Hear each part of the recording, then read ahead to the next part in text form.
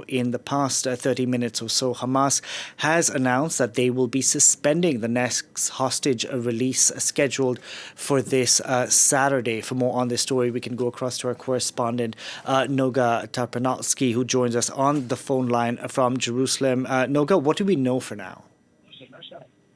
Hi. Well, this announcement was made, without there even being a rumor about it, so it's really caused a huge shock here in Jerusalem. There aren't any replies yet from the Israeli government.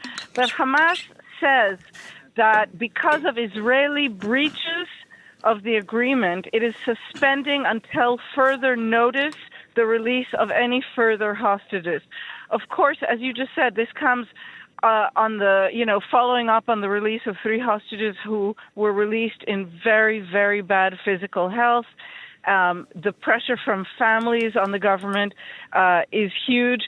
But in addition, it's important to remember both sides were committed as part of the stipulations of phase 1 of this ceasefire to enter negotiations for phase 2 on the 16th day of the agreement. We're now on the 22nd day, and Israel is the side that has not agreed to continue negotiations as it had committed to. The team sent to negotiate in Doha was not authorized to negotiate for phase 2. So Netanyahu, the prime minister, who has yet to schedule a cabinet meeting regarding these negotiations, is going to have to probably turn to Qatar and to Egypt, the principal mediating nations, to ask for help. And Noga, you mentioned that the Israeli side was in breach of the current ceasefire in place because, as you mentioned, last Tuesday they were supposed to resume talks to extend the ceasefire into phase 2. And the fact that this delegation has come back, this is why we have Hamas doing what it's done, announcing what it has. It appears to be the case. Hamas didn't actually go into specific details about which breaches it was accusing Israel of, but this is the most clear and unmistakable breach on the Israeli side.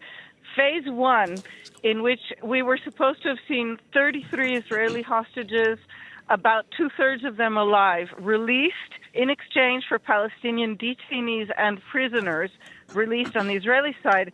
This absolutely committed the sides to enter negotiations on the next phase on day 16. Netanyahu is the one who has refused to do this, and he is doing so because of internal political pressure. Several of his ministers have said explicitly in recent days that they will not vote for phase 2 of this agreement. And despite massive pressure from the public, what we saw today were very unseemly sights in the Israeli parliament, including the prime minister giving a very kind of energetic declaration about how Israel is now as strong as it has ever been and the success of his trip to the United States, without so much as mentioning the Israeli hostages who are still in Hamas captivity.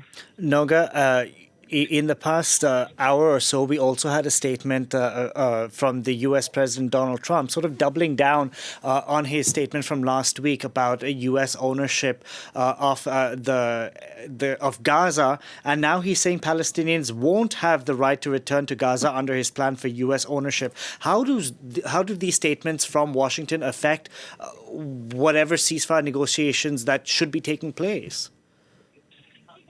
Well, they also may be having an impact, and it is entirely possible that Hamas's statement just now, a few minutes ago, is also a response to Donald Trump basically saying there will be no more Gazans in Gaza. It's one of the most overt declarations of the intent to ethnically cleanse any territory that we've heard in many, many years.